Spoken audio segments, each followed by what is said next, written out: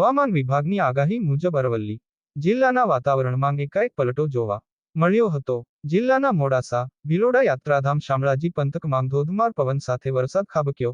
ભિલોડાના મલાસા મેહરુ રીંટોળા જેસિંગપુરમાં વરસાદ, શામળાજી બજારમાં મંદિર જવાના રસ્તે પણ પાણી ભરાયા।